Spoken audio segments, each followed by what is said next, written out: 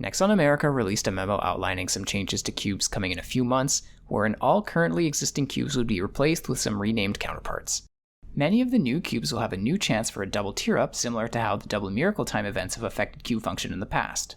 This announcement seemingly came out of nowhere, so what gives? In my mind, there are a few possible outcomes and motivations.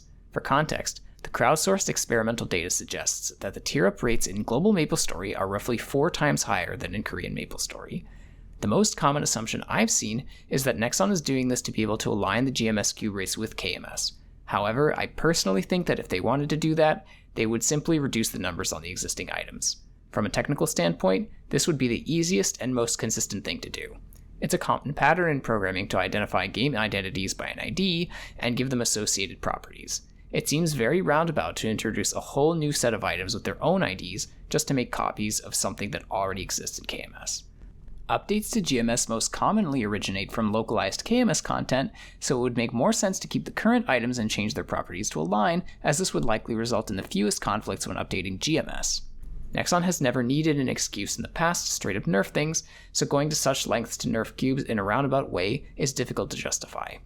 The only justification I was able to come up with is that because regular server users purchased cubes with the understanding of their current rates, changing them after the fact could be viewed as unethical on Nexon's part.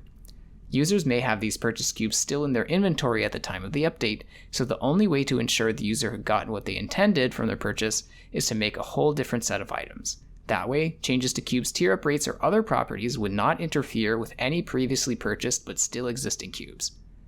A second possibility is that Nexon wishes to functionally keep the current cube rates in GMS while uncoupling them from the red and black cubes we know now, because those also exist in KMS. There are a few reasons for doing that. One is that having separate items with separate properties from a technical and design standpoint makes more sense than having 2 versions of the same item with the same name shared between KMS and GMS. On top of that, the GMS community has been asking for Nexon to reveal cube rates for some time, and it may be difficult for Nexon to make cube rates public without causing an uproar in the KMS community, since our cubes are clearly a lot better. Nexon may think it's less delicate to navigate that situation if we simply have different cubes with their own rates. I think that's a bit of a weaker argument, but in my mind it's still a consideration.